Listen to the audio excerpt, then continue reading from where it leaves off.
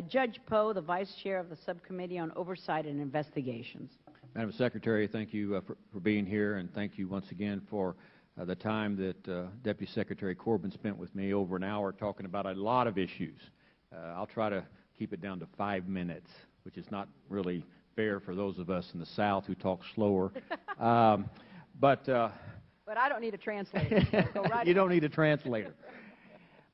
I believe, like you, that deep down in our soul, everybody in the whole world has this burning desire for freedom.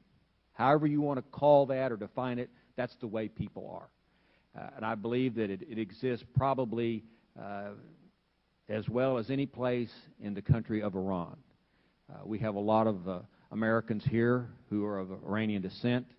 Many of them have family in Camp Ashraf. Many of them have lost family who have been killed in Camp Ashraf.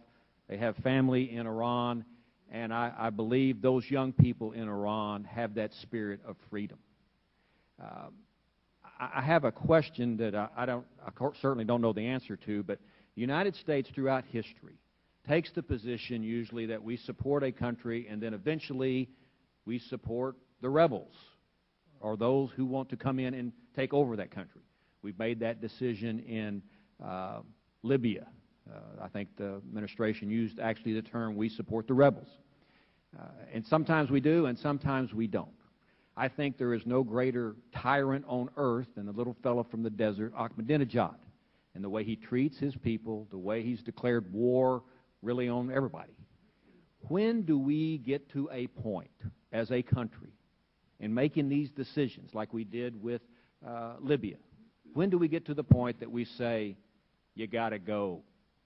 We made that decision in Libya. When do we make that decision in Iran? You got to go.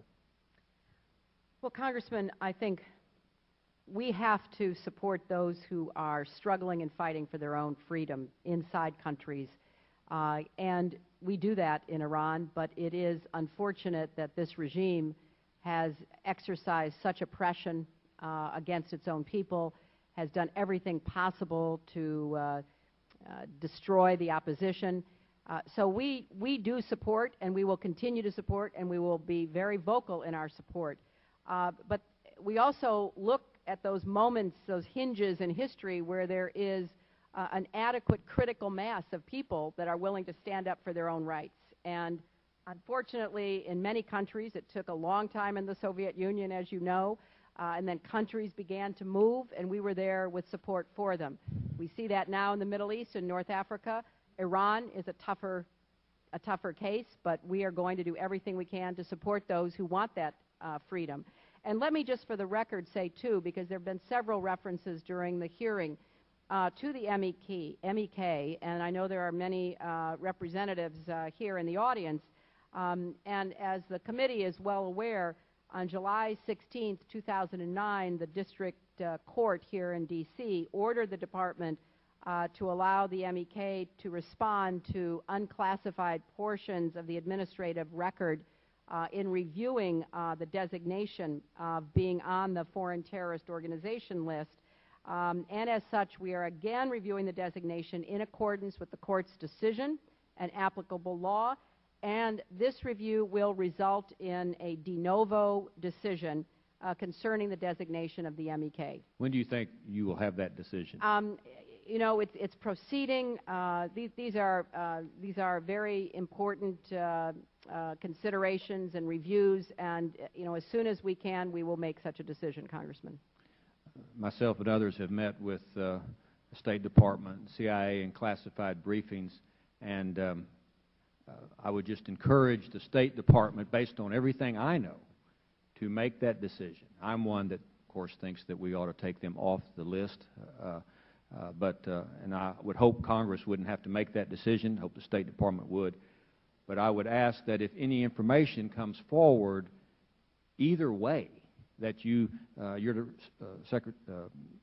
Department of State would share that with us in a classified briefing so that we have that information. And the last question I was going to comment on and concern was the residents of Camp Ashraf. They are nervous. Their relatives are nervous because of the way that this time is really not, in my opinion, on their side. How do you, just your opinion, think this is going to play out once we're gone? The people in Camp Ashraf, are they going to be moved from the border? Are they going to go to Iran? They're going to go to Europe? How do you see that working, playing out? Well, first, let me say that we monitor this situation very closely. We try to investigate all of the assertions that are made.